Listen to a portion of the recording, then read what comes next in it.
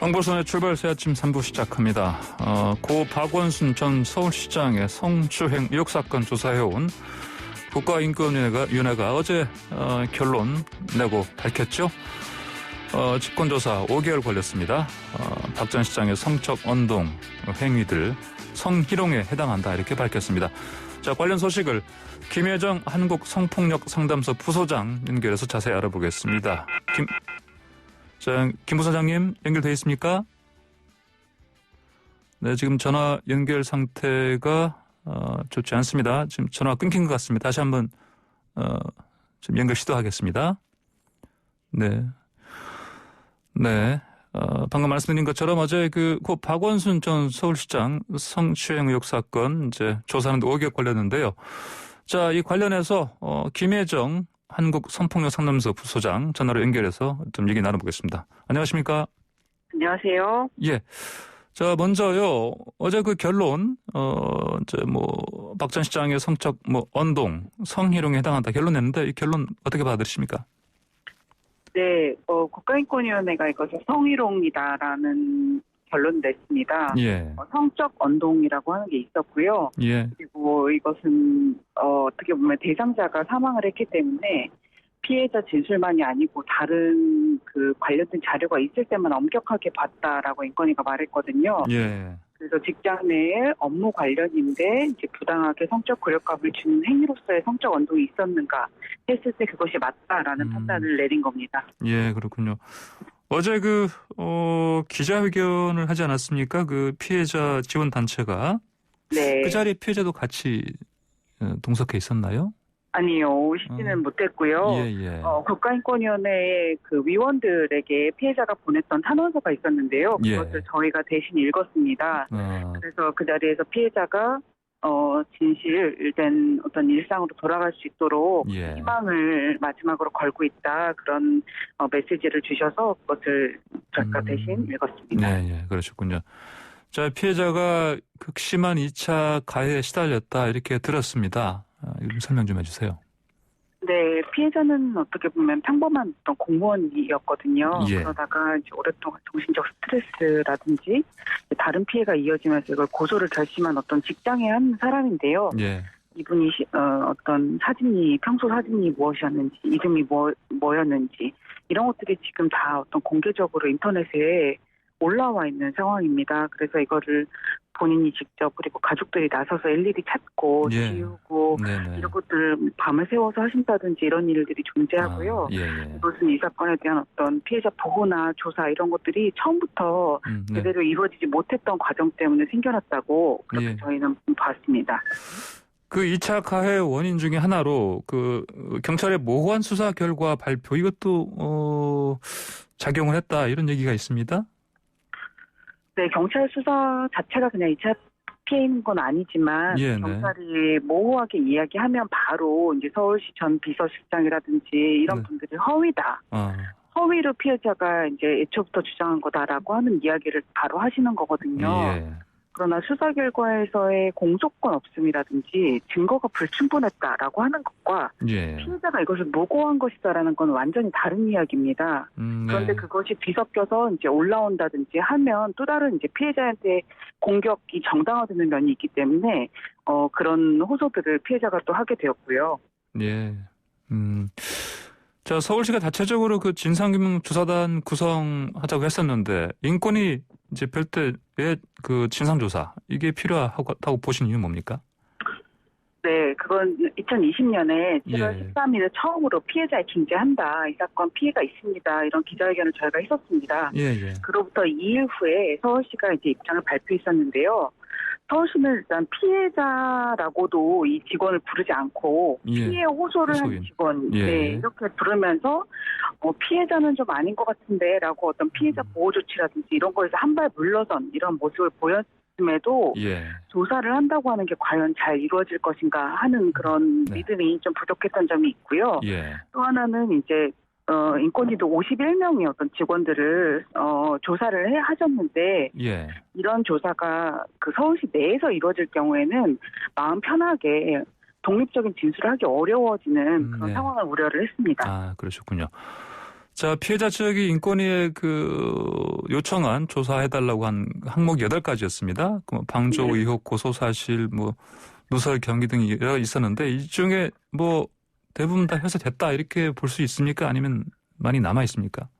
방조 같은 경우에는 예. 다른 사건에서는 사실 잘 안 다루는 내용입니다. 근데 이 사건은 네. 피고소인이 사망을 했기 때문에 주변인들이 알고 있었느냐가 아주 쟁점이 있는데요. 사실 방조죄라는 형사적으로는 좀 이것을 적용하기는 어렵은 마음이 있습니다.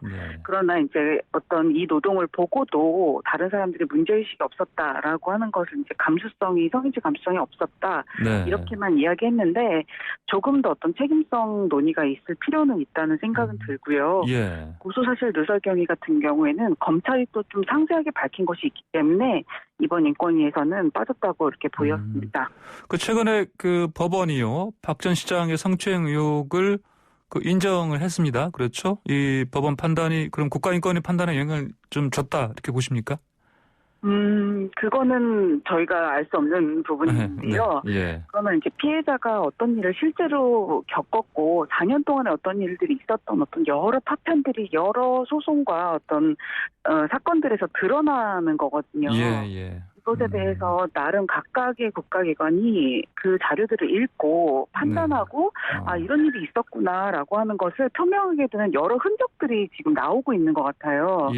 네, 그래서 국민들은 이런 여러 파편들 속에서 좀 실제로 직장 안에 있었던 일을 함께 종합적으로 우리가 볼 필요가 있을 것 같기는 합니다.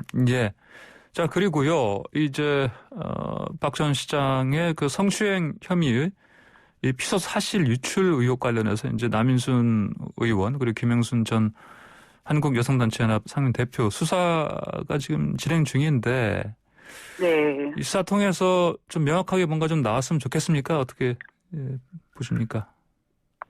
네, 여성단체 대표, 한국여성단체연합 대표, 그리고 남인순 국회의원 통해서 나온 일 너무너무 참 참담한 일이었는데요.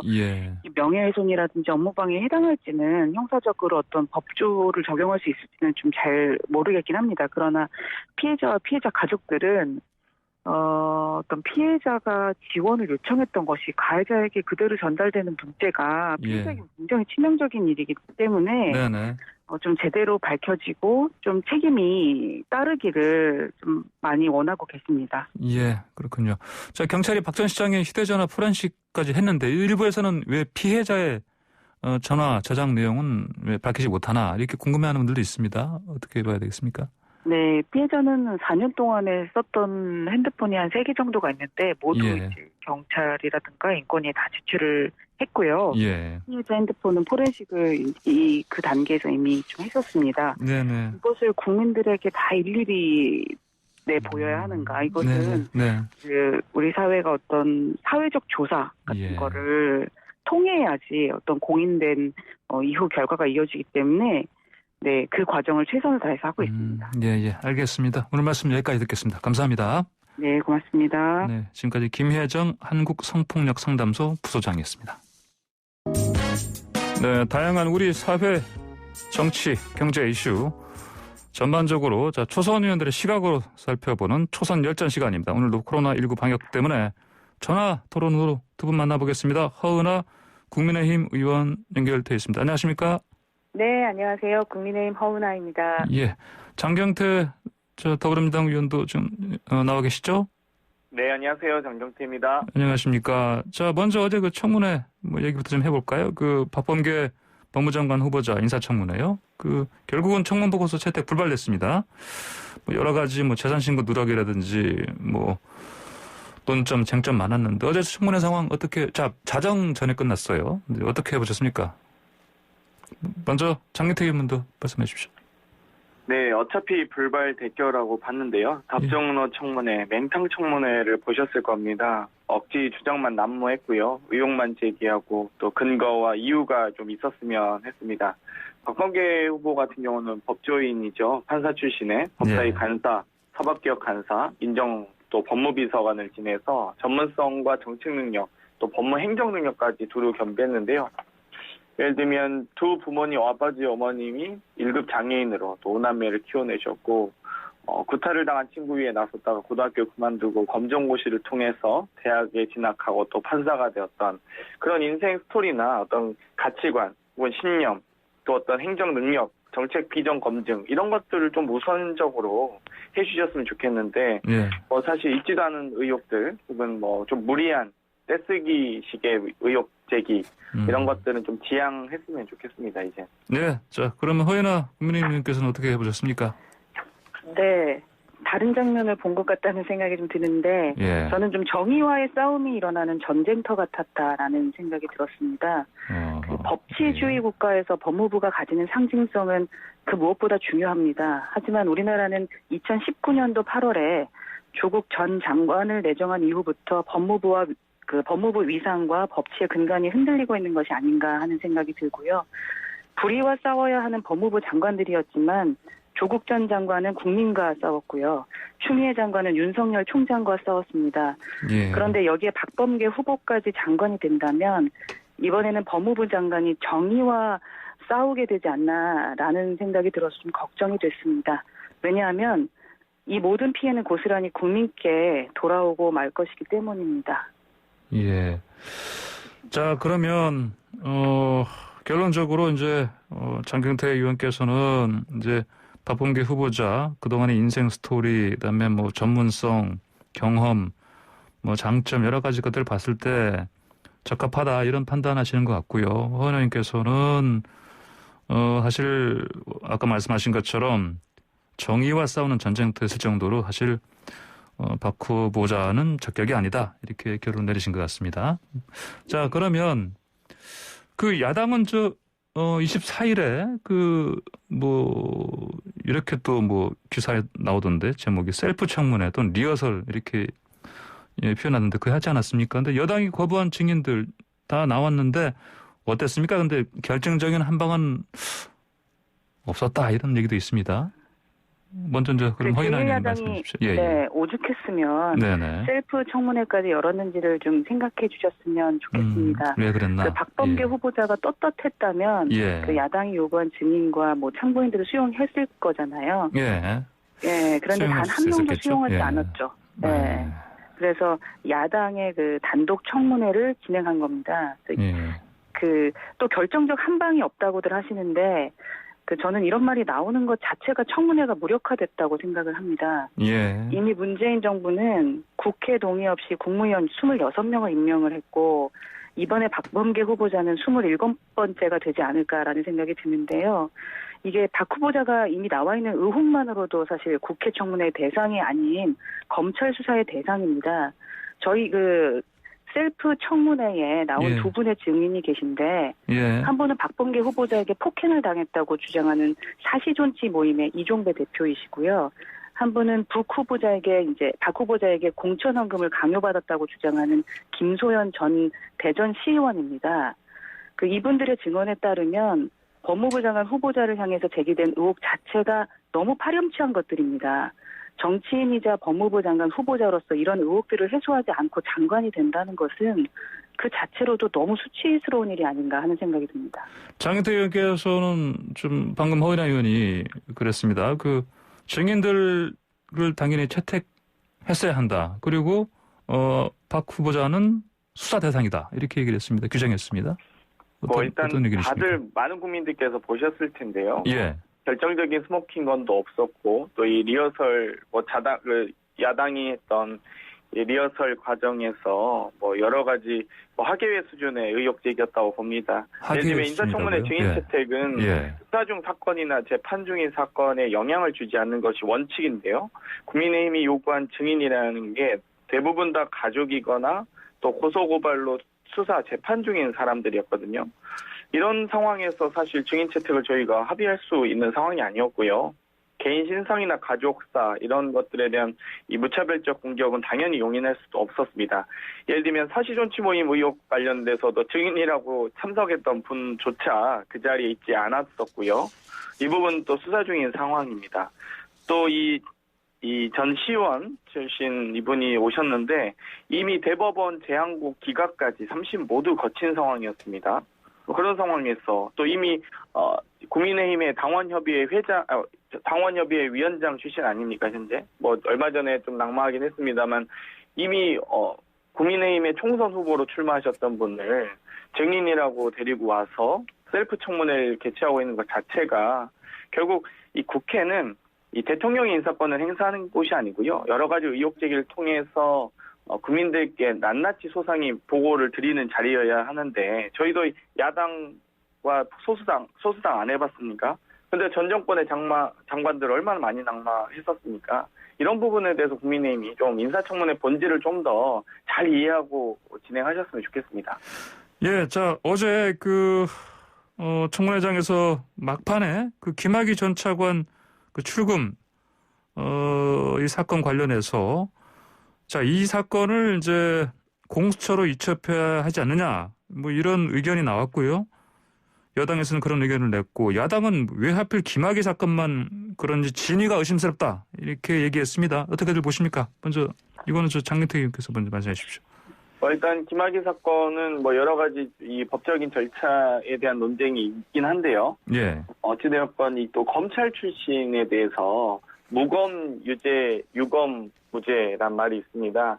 이 검찰과 연결되면 검찰 스스로 수사를 혹은 기소를 제대로 진행하지 않는다는 어떤 의혹들, 국민들의 어떤 관심이 있기 때문에 이 부분은 뭐 좀 더 중립적인, 아마 훨씬 더 중립적이라고 보는데요. 공수처에서 수사하시는 게 오히려 좀 더 바람직하지 않나 이런 생각을 합니다. 예, 허은하 의원께서는 어떤 의견이십니까?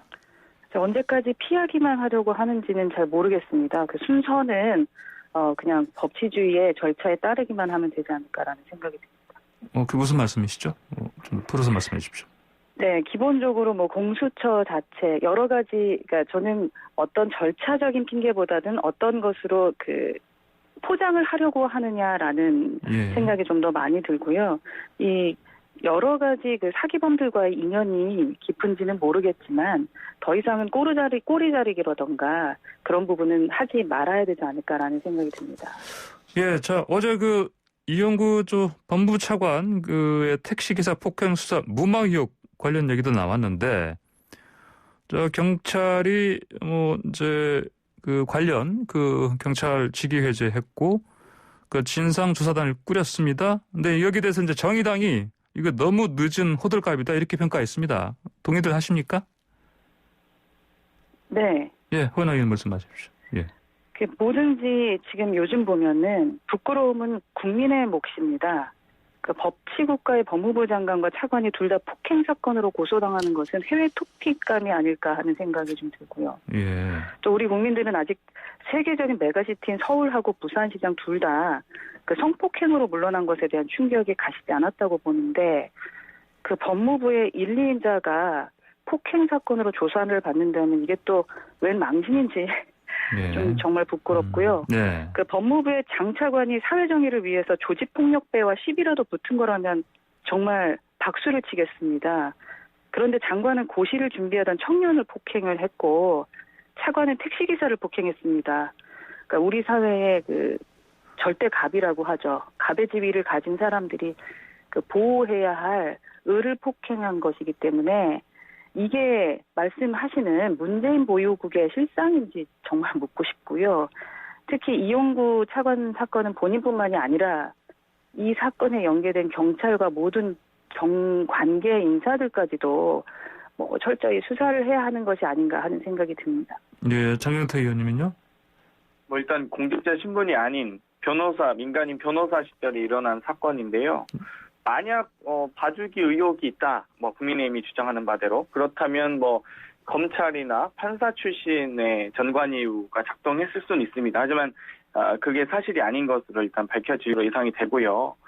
허은하 의원께서도 아마 우리 이 의정활동 하시다 보면 여러 찬반에 직면하실 텐데 집 앞까지 쫓아와서 정말 밤길에 이렇게 좀 위협을 가한다면 가족을 지키기 위해서 어떤 국회의원 할아버지라도 이렇게 정당 방위를 할 것 같은데, 여기에 대해서 참 저는 국회라는 공간에 의원을 만나고 싶으면 국회라는 공간에 찾아오시면 됩니다. 다 이 방문 신청을 하시면 되고요. 그런데 사적인 공간인 또 가족까지 함께 있는 집 앞까지 쫓아와서 또 다수가 야간에 이렇게 올 경우에 위협을 가한다면 그건 당연히 지양해야 되지 않겠습니까? 이걸 또 허은하께서도 이걸 허용해야 된다고 보세요? 지구까지 쫓아오는 걸?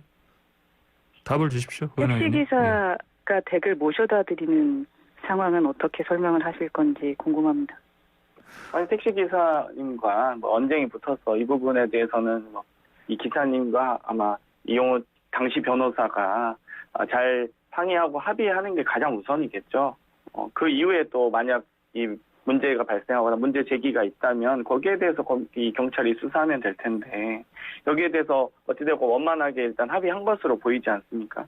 그런 상황에서 그 이후에 이게 왜 지금 봐주기냐라고 하는데 아니 민간인 지금 변호사에게 경찰이 무엇을 해야 됩니까? 그 상황에서. 자, 이게요. 그 이용구 법무차관 이제 택시기사 폭행 수사 무마 의혹이라는 게 이제 결국은 이제 그 영상이 나왔는데 영상을 뭐 봤다 안 봤다 이런 얘기가 나오고 있는데 이제 경찰 개인이 그냥 혼자서 판단한 건지 아니면 이게 이제 경찰 조직 전체에서 뭐 위쪽으로 보고가 됐는지 이게 또 하나의 또 관건인 것 같습니다. 수사 결과에 따라서는 이게 이용구 차관 입지에 어떤 큰 충격을 줄 수도 있고요. 어떻게들 지금 전망하십니까? 먼저 허인호 의원님.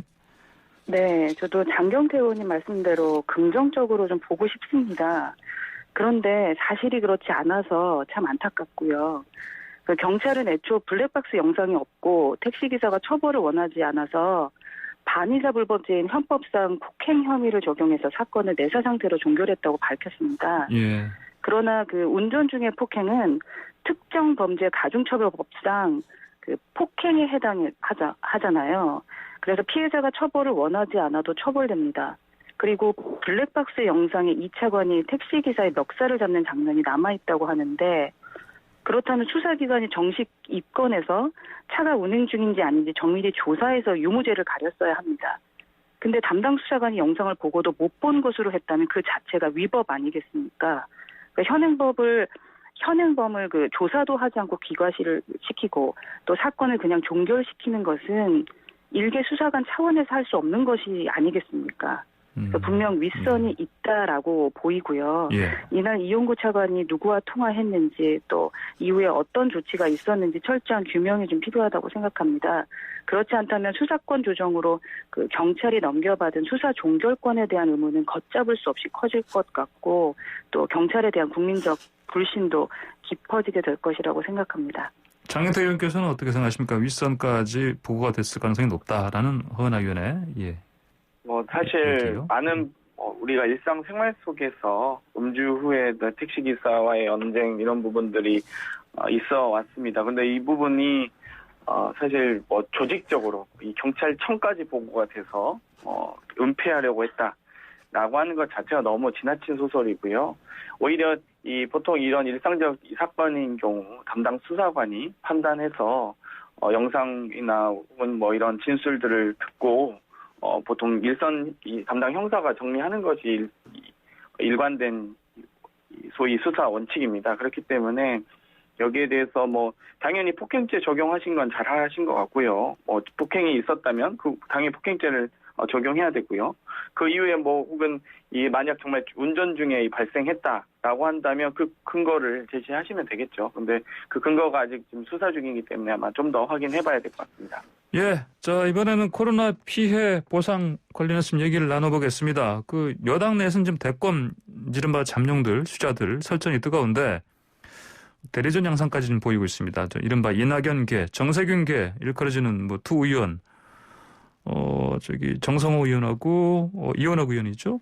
이제 서로 사실 비판하는 상황인데 당내 분위기 좀 어떻습니까, 장태 의원님? 일단 이익공유제든 손실보상제든 또 여러 당대표님과 총리님 말씀들이 사실 가장 중요한 건 국가의 책임을 강조하고 계신 거거든요. 그러니까 일방적으로 국민에게만 희생을 강요해서도 안 되고요. 또 집합금지나 영업제한 등으로 손실이 큰 지금 자영업자분들의 눈물을 닦기 위한 여당과 또 정부의 노력이 매우 절실한 상황입니다. 그 과정에서 여러 가지 정부를 대표하는 총리와 당을 대표하는 대표가 여러 가지 의견들을 또 내시고 또 해결하기 위해서 노력하는 모습들은 아마 국민들께서 더 잘 판단해 주시리라 믿습니다. 허 의원께서는 여당 내 이 대권 주자들 그리고 저 대리전 양상 이거 어떻게 좀 보십니까?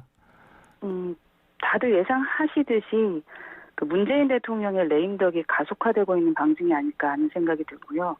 그 여당은 정당과 정부 그리고 청와대가 소통하는 다양한 채널이 있지 않습니까? 예. 이 안에서 논의하고 결론 내면 될 것을 총리와 당대표 그리고 대권 지지율 1위의 경기도지사까지 합세해서 각자 자기 목소리를 내고 있습니다. 과연 지금 대한민국에 대통령이 있는지 좀 의문이고요. 우리나라가 그 대통령제임에도 불구하고 그 헌법이 내각제를 일부 차용한 것은 그 당정청이 잘 협의해서 국민을 위해서 좋은 정책을 만들려고 하는 것이지 서로 관할 싸움하면서 권력 다툼 하라는 것은 아닙니다. 이재명 지사의 전도민 10만 원 지급이라던가 이낙연 대표 이익공유제, 정세균 총리의 손실보상제 뭐 이런 걸 다 할 수 있다면 이보다 좋은 것이 어디 있겠습니까? 그런데 문제는 재원 아닙니까? 네. 정부와 정치권은 현실에 근거해서 최대의 효과를 내는 전략가가 돼야지 무에서 유를 창조하는 마법사가 되려는 것은 아닙니다. 그래서도 안 되고요. 그래서 결국 이 정치 싸움의 희생양은 코로나로 고통받는 우리 국민 그리고 부채를 떠안아야 되는 우리 아이들 미래 세대임을 절대 잊지 말아주셨으면 좋겠다라는 말씀을 드립니다. 장경태 의원께서는 좀 허은하 의원 지적 어떻게 네, 아마 국민들께서는 국민의힘이 어디 있는지 국민의힘 생각이 무엇인지 가장 궁금하실 거라고 봅니다. 이 코로나 위기 속에서 많은 이 경제적 어려움을 겪고 계신 자영업자, 또 소상공인, 또 사회적 취약계층들이 있으신데요. 저는 재난지원금이든 이익공유제든 손실보상제든 어떤 의견이든 많은 아이디어들이 나와서 또 이 눈물을 닦기 위한 노력들이 있었으면 좋겠는데 국민의힘은 뭐 재난지원금 1차 재난지원금 반대하셨었죠. 2차 재난지원금 반대하셨었고요. 또 갑자기 또 입장을 바꿔서 3차 재난지원금 찬성하셨습니다. 그리고 4차 재난지원금 입장이 무엇입니까? 그리고 이 자영업자분들의 어려움들 해결하기 위해서 어떤 안을 갖고 계신가요? K방역이 처음 정말 전 세계적으로 각광받기 전 저희는 사회적 거리두기와 마스크 착용을 먼저 선제적으로 의무화했습니다. 그때 마스크 안 차도 된다 혹은 사회적 거리두기 안 해도 된다라고 주장도 있었고 일각에선 국민의힘의 생각이 무엇인지 정말 궁금한데 스스로 지지율이 지금 대안이 없다 보니까 지지율 떨어지고요. 대선 주자는 여당 정부의 검찰총장이 하고 있고 시장 후보는 원내 4당이 1위하고 있는 상황에서 먼저 어떤 자문자답을 좀 먼저 스스로에게 좀 돌아보는 시간을 가지시는 게 더 좋을 것 같습니다. 허 의원님이 좀 답변하셔야겠는데 보니까. 우선 재난지원금에 대해서는 국민의힘에서도 적극적으로 찬성합니다. 필요한 곳에 제대로 드려야 된다라는 생각을 하고 있고 그다음에 소상공인연합회라고 하네요. 거기 회장을 맡았고 누구보다도 자영업자들의 마음을 알고 계시는 최승재 의원이 지금 열심히 뛰고 계시고 우리 위원장으로서의 활동을 하고 계시고 현장에서 직접 그들을 만나고 계십니다. 그분들께서 제일 먼저 찾아오는 것이 국민의 힘이라는 것을 다시 한번 좀 말씀드리고 싶고요. 저희는 자체적으로 여러 가지 대안을 제시하기 위해 노력을 하고 있다라는 말씀을 좀 드리고 싶습니다. 예, 자 지금 이런 와중에요. 그 홍남기 경제부총리가 지난 24일 고위 당정청 회의 불참했습니다. 이유가 정확히 나온 건지는 모르겠습니다. 이게 근데 이 자리가 보상법 논의하는 자리였습니다. 이게 건강 문제로 라고는 들었는데 이거를 사실 또 밖에서는 이거 가지고 또 당과 그리고 정부 간에 어떤 갈등 아니냐 이런 또 분석이 나옵니다. 이게 맞습니까? 어떻게 봐야 됩니까? 장경태 의원님? 일단 갈등을 부풀리는 양상인 것 같은데요. 네. 오히려 홍남기 부총리가 몸살 감기가 매우 심하다고 하고요. 네. 또 페이스북 글을 올린 직후에도 이 정세균 총리가 주재하시는 신종 코로나 바이러스 감염증 백신 치료제 상황점검 회의에도 참석을 했었습니다. 네. 그래서 고위당정 회의를 마치 갑자기 참석 안 하는 것처럼 하는데 그런 건 아니고요. 계속 이 갈등 때문에 참석을 안 한 걸로 얘기를 하시는데요. 그 전에 이미 정세균 총리나 다들 이렇게 회의도 같이 참석하고 그랬기 때문에 몸살 감기가 심하다고 하는 이유를 사실이라고 봐야 될 것 같습니다. 밖에서 이제 이런 불화설을 얘기하는 갈등설을 얘기하는 이유가 이제 사실은 그동안에 홍남기 부총리가 한 발언들도 사실 있어요. 뭐 이를테면 재정은 화수분이 아니다 이런 얘기도 했었고 그래서 아마 더 이런 얘기가 나오는 것 같습니다. 네. 허 의원께서는 어떻게 보십니까? 그 불참의 이유가 건강 문제라면 건강 문제일 겁니다. 다만 그 건강 악화의 원인이 그 업무상으로 인한 건강 문제라면 그 재정 고민으로 인한 스트레스가 상당히 클 것으로 좀 생각합니다. 예. 말씀하셨던 것처럼 그분께서 지금까지 해왔던 말씀들이 있기 때문인데요. 과거 홍 부총리는 그 재난지원금에 대해서 재정을 맡은 입장에서 피해를 입은 계층을 집중적으로 보호하는 게 효과를 극대화할 수 있다고 말을 했습니다. 예. 또한 1차 재난지원금 지급 당시에 홍 부총리는 그 보편 지급에 반대한다는 입장을 내놓으면서 이해찬 당시 더불어민주당 대표와 충돌한 적도 있죠. 그러니까 여권 내에서 재정 갈등이 당장 갑자기 생긴 것이 아니라는 얘기입니다. 그러니까 서로 입장 차이만 다시 확인할 뿐인 겁니다. 홍 부총리는 미래적이고 뭐 장기적인 차원에서 재정을 바라보는 것이고 민주당은 단기적으로 선거를 이기기 위한 차원에서 재정을 바라보는 것이 아닌가 싶은데요. 정부 예산이 17년도에 400조 7천억 원이었던 게 문재인 정부 들어서 21년에 558조가 됐습니다. 100조에 육박하는 재정이 반복해서 필요하다고 계속 말씀하시면서 매년 100조 이상을 더 쓰시겠다는 것이거든요. 아무래도 홍 부총리는 그 재정당국의 임무라는 관점에서 그 손실보장법에 대해서 부정적인 입장을 취할 수밖에 없지 않을까 하는 생각이 들고요. 예. 건강을 빨리 되찾으셔서 본연의 임무에 충실해 주실 것을 부탁드립니다. 야, 근데 이제 지금 이렇게 이제 뭐 갈등 양상이 빚어지니까 문재인 대통령이 정리를 좀 했습니다. 이거 손실보상제 도입하라, 검토해라 이렇게 지시를 직접 했습니다. 정리를 해줬습니다. 이번에는요. 예. 예, 대통령께서 재정 여건이 허용하는 범위 내에서는 손실보상에 대한 제도화를 논의하라는 지시를 하셨고요. 예. 뭐 당연히 기재부가 경무에 시달릴 것으로 예상이 됩니다. 그런데 기재부뿐만이 아닙니다. 복지부나 질병관리청, 또 시청, 구청에 있는 정말 이 주민센터의 공무원들께서도 엄청나게 근무하고 계시거든요. 제가 25일 크리스마스나 24일 이브날 혹은 뭐 1월 1일 당일에도 지역에 이렇게 다니면 선별진료소나 격리를 관리하시기 위해서 많은 공무원들께서 정말 휴일 없이 일을 하고 계십니다. 이런 상황에서 국민의힘은 이 공무원뿐만 아니라 이 자영업자 국민들의 아픔을 위해서 어떤 노력을 하실지 저는 그래서 2월 임시국회에서 손실보상법, 협력이익공유법, 사회연대기금법 같은 상생연대 3법 빨리 논의하고 또 통과시켜야 된다라고 주장하고 싶습니다. 예, 허 의원님. 그동안 하신 야당 쪽에서는 주로 이제 문재인 대통령이 어떤 갈등이 불거질 때마다 나서지 않았다 이런 비판을 많이 왔었는데 이번에는 그래도 빨리 이렇게 정리해 준 게 아닙니까? 어떻게 보십니까? 네, 이번엔 빨리 말씀을 하셨는데 중요한 것은 손실보상법처럼 이름만 멋져서는 안 된다라는 겁니다. 네. 그러니까 옥죄일 줄만 아는 부동산 대책이나 뭐 퍼줄 줄만 아는 코로나 대책 보면서 문재인 정권이 대한민국 분배 질서가 어떻게 돌아가는지를 전혀 이해하지 못하고 있다라는 것을 국민들도 생각하고 계십니다. 기본적으로 그 자유로운 시장 활동에 따라서 분배되는 것이 우리 경제의 대원칙 아니겠습니까? 그러니까 제대로 분배되지 않았을 때 한정적으로 정부가 개입을 해야 되는 건데 이 법은 정부가 개입하는 방법까지 정해놓고 있는 겁니다. 필요할 때만 적절하게 지원하는 그 일시적인 재난지원금과는 좀 다릅니다. 이 법들이 통과되면요. 매년 100조에 육박하는 재정이 반복적으로 필요하게 될 겁니다. 조금 전에 말씀을 드렸지만 이제 매년 100조 이상을 그러니까 400조 쓰던 나라에서 이젠 558조를 쓰겠다라는 것이기 때문에 말만 멋진 법들을 만들어내는 것이 아니라 진짜 현실 속에 생활 속에 국민들이 원하는 법을 만드는 것이 필요하지 않겠느냐라는 말씀을 드리고 싶습니다. 알겠습니다. 자, 오늘 조선열전은 여기서 마무리하겠습니다. 두 말씀 잘 들었습니다. 감사합니다. 네, 감사합니다. 네, 지금까지 장경태 더불어민주당 의원, 허은하 국민의힘 의원과 함께했습니다. 네, YTN 라디오 홍보선의 출발새 아침 3부 마치고 잠시 뒤 4부로 돌아오겠습니다. 네, 홍보선의 출발새 아침 4부 시작합니다. 쉽고 유용한 정보들만 골라 들려주는 경제 이야기 시간입니다. 최양호 현대경제연구원 고문 채널 연결됐습니다.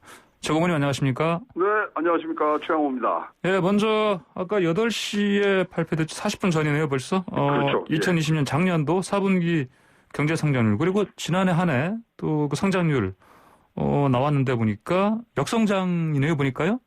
네, 경제 성장률 한 해로 보면 마이너스 1%로 지금 네. 뭐 속보치이기 때문에 확정치는 아니고요. 예, 예. 근데 4분기가 플러스가 나왔거든요. 예. 4분기가 1.1% 플러스 돼서 연속 2분기 지금 플러스 성장을 하고 있는 것이 굉장히 의미가 있고요. 네. 뭐 지금 마이너스 1.0인데 사실 한은에서는 1.1% 마이너스 1.1%를 생각했고 IMF는 마이너스 1.9까지 생각했는데 네. 굉장히 선방을 한 걸로 보여집니다. 예, 예상치보다는 좀 낫네 보니까 역성장치가. 네. 그렇죠. 그래서 이제 외환위기 때 우리가 마이너스 5.1%였는데 그 이후로 이제 처음이긴 합니다만은 저희가 4분기 굉장히 걱정을 했어요. 왜냐하면 거리두기를 강화했잖아요. 예. 그래서 굉장히 뭐 더 안 좋을 수도 있다. 이제 이렇게 마이너스로 가는 거 아닌가 그랬는데 그래도 반도체가 회복세 보이고 수출이 굉장히 좋았지 않습니까? 4월 달에. 그러면서 플러스로 이제 돌았는데 자, 이거를 기반으로 해서 내년도 우리가 목표가 3% 이제 중반대란 말이죠. 그 토대를 어떻게 이제 다지느냐가 굉장히 중요한 1분기를 우리가 지나고 있다고 보여집니다. 예, 그렇군요. 이제 지난 한 해를 이제 봐서는 1% 역성장이지만 이것도 사실 예상치보다는 적게 마이너스가 된 것이고 그리고 특히 이제 집중해서 볼 부분이 지난해 4분기는 성장을 했다. 1.1%죠. 네. 그리고 계속 성장세는 갖고 가는 겁니다. 네네, 그렇군요. 그러면은 자, 이렇게 오늘 이 부분이 또 증시에 또 호재로 작용할 것 같습니다. 어떻게 보십니까? 그렇습니다. 지금부터 증시가 실적을 기반으로 해서 돌아가는 증시로 지금 저희들이 생각을 하거든요. 그렇기 때문에 지금 국가 전체적인 이런 실적이 잘 나오기 시작하면 사실 국가가 이렇게 실적이 잘 나온다는 거는 기업들이 잘했기 때문에 이런 식으로 나오거든요. 그래서 이제 26일부터 해서 뭐 현대차부터 해서 28년 삼성전자, 네이버 뭐 이렇게 해서 쭉 이제 소위 말하는 어닝 시즌이 가기 때문에 그것에 힘을 더 받쳐줄 수 있는 부분들이 분명히 이번 경제성장률 발표로 돼 있고요. 뭐 대통령께서 굉장히 자랑을 하셨습니다만은 우리가 진짜로 이제 세계 10위권 안에 드는 이제 성장률도 있지만 국민소득도 G7을 넘고 중국 빼고는 지금 제일 잘했다는 평가인데 사실 그래도 아직까지 마이너스이기 때문에 빨리 이것을 계속 이 트렌드를 뭐 지켜나가서 내년도에 성장을 더 할 수 있다면 증시에서는 굉장히 좋은 호재로 보여집니다. 이제 말씀하신 것처럼 이제 분명한 호재이긴 한데요. 또 종가 기준으로도 보니까 3,200은 처음이죠, 어제가? 그랬죠? 네. 자, 그런데 이제 계속해서 오르니까 자꾸 과열론 얘기 나옵니다. 그렇죠. 이것도 좀 기억해야 되지 않겠습니까? 그렇습니다. 이게 너무 빨리 올랐다. 그리고 1월 달에만 벌써 우리가 증권 예탁금이 한 70조인데 거기서 12조를 개인들이 썼어요. 굉장히 빠르게 이 소위 말하는 실탄이 소진되는 거 아니냐. 그럼 너무 빨리 올랐다는 건 항상 버블을 우려하는 소리가 있거든요. 그리고 뭐 증시에서는 우리 상식처럼 얘기하지만 증시에서 가장 악재가 가격이 너무 빨리 오르는 게 제일 악재입니다. 그래서 조정이 불가피하다 그러는데 과거는 다른 현상을 좀 보이고 있어요. 과거에 1월 달에는요. 중소형주 그다음에 기술주가 굉장히 약진을 하는데 이번에는 대형주가 그 약진의 자리를 대신했습니다. 그렇다면은 뭐 다른 중소형주나 이런 이 기술주들이 뭐 상대적으로 지금 좀 저평가되는 부분들이 있거든요. 그래서 이 부분들로 선순환으로 가주기만 한다면 우상향하는 그런 모멘텀은 계속 지키리라 보고요. 저희가 이제 지난 1년간을 분석해봤더니 우리나라의 이 주식시장의 체질이 완전히 바뀐 것 같습니다. 그래서 과거에는 외국인과 기관의 주도로 가는데 뭐 아시겠지만 동학개미라는 또 개인 투자자들의 이 성격이 굉장히 건전하게 지금 우리 증시를 떠받치고 있어서 과거는 다른 양상들이 나눠서 과거에는 이렇게 막 올라가면요 분명히 폭락하는 걸 항상 대비했었는데 네. 폭락에 갈 수 있는 가능성은 굉장히 작아지고 있습니다. 내려올 수는 있지만 폭락은 아니다. 더 건전성을 개미 투자자들을 중심으로 해서 강화된 그런 증시들을 우리가 보고 있다. 이렇게 보시면 될 것 같습니다. 근데 방금 말씀하신 것처럼 이제 특히 대형주 중심으로 지금 주가가 올라오고 있는데 이건 사실은 대형주는 주로 이제 이른바 아까 말씀하신 동학개미 네. 개인 투자자들이 주로 이렇게 끌어올린 부분 아닙니까? 이제 그렇습니다. 거기에 집중적으로 지금 거기 투자들을 많이 하시죠. 그리고 특히 여기가 이제 위기에서는 어쨌든지 큰 회사들이 빠르게 이 바운스백을 하거든요. 그렇기 때문에 그런 부분, 특히 이제 우리나라의 코스피를 중심으로 해서 성장이 또 가미된 지금 대형주들이에요. 보시면은 몇 기업들이 지금 수소차라든가 그다음에 다른 전장 자동차 쪽으로의 진출 등을 얘기를 하면서 안정성과 성장성이 같이 갖춰진 대형주들이 지금 끌고 가는데 그렇다고 해서 중소형주나 지금 코스닥이 나쁜 건 절대 아니거든요. 그래서 이게 선순환할 수 있는 구조를 만들어주는 것이 굉장히 좋고요. 제가 보기에 폭락이라든가 이런 부분들은 과거보다 굉장히 많이 줄어든 상황이고 어쨌거나 2월 17일에 공매도 재개에 대한 이제 여부가 결정이 나면 또 다른 어떤 모멘텀을 맞을 수 있는 부분들이 있다고 생각을 합니다. 만약에 그 공매도 지금 논란이 큰데요. 말씀하신 그 공매도요. 네네. 만약에 이제 이게 금지가 풀리면 어떻게 될 거로 예상하십니까? 근데 이제 조건 있는 이 재개가 돼야 되는 거죠. 지금 진짜 기울어진 운동장이기 때문에 개인이 어떤 여기에 공매도에 참여할 수 있는 부분들이 진짜 공정하게 들어갈 수 있느냐. 그다음에 처벌 강화 이건 무조건 해야 되고요. 등등의 몇 가지 전제 조건이 마련돼 있으면 공매도 재개도 사실은 무섭지가 않습니다. 그리고 특히 이제 공매도가 들어오면 이렇게 많이 오른 대형주 위주로 가는데 대형주 위주로 갔을 때는 공매도가 역기능을 발휘하보다는 순기능 발휘할 확률이 더 높거든요. 그렇기 때문에 그런 부분으로 봤을 때는 공매도 재개하자마자 이 부분들을 떠나서 일단 부족하다고 생각하는 부분에 대안이 나오면 재개해도 괜찮다고 생각을 합니다. 제대로 정비를 해서 재개하는 게 맞다 이런 말씀이신 거네요. 그렇습니다. 지금 정치계에서요, 사실 코로나19 이제 어떤 피해 보상이라든지 경제 회복 관련해서 이익공유제 지금 얘기를 하고 있습니다. 이 경제적 측면에서는 이거 어떻게 봐야 됩니까?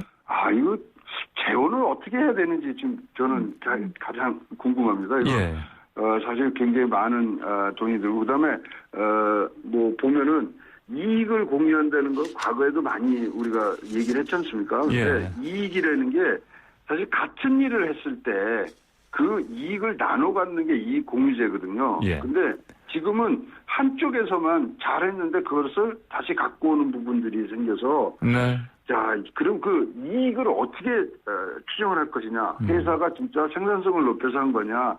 아니면 이 팬데믹이 왔기 때문에 그것으로 인해서 한 거냐? 이거가 굉장히 칼 긋듯이 회계상에 나올 수 있는 게 아니거든요. 그래서 코로나로 인해서 발생된 추가이익을 회계 특히 계산할 방법이 이제 없는 부분들이 가장 큰 문제가 될 거고요. 그러다 보니까 만약에 그런 것들이 분명히 안 된 상태에서 이익을 나눠줬다. 이거는 현행법에 걸리게 되는 거예요.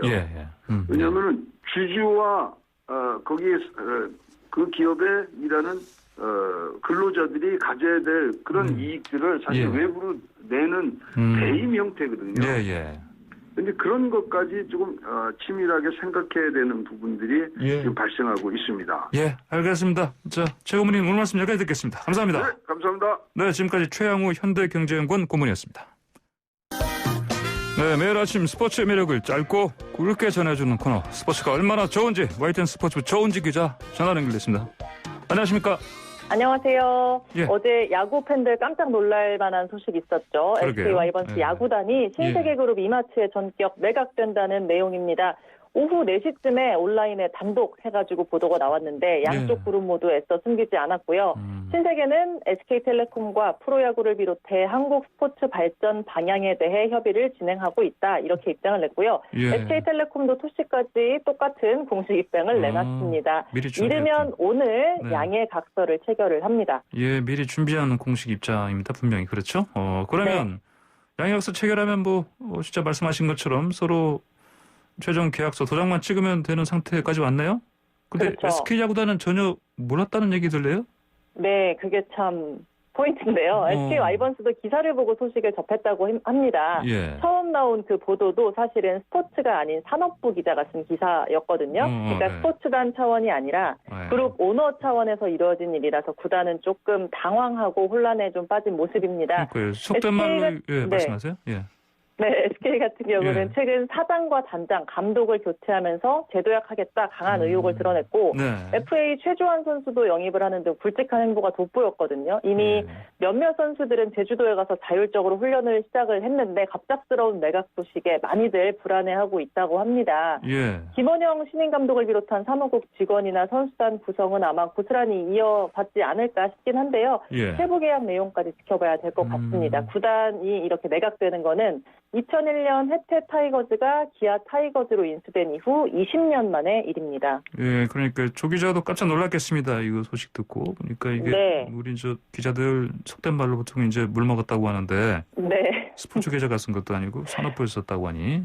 그렇죠. 자, 이 구단 해체 또 매각 이런 게 사실은 원래 일반적으로는 이제 그 모기업 경영 상황이 힘들어질 때 하는 게 많지 않습니까? 근데 SK는 신흥왕조.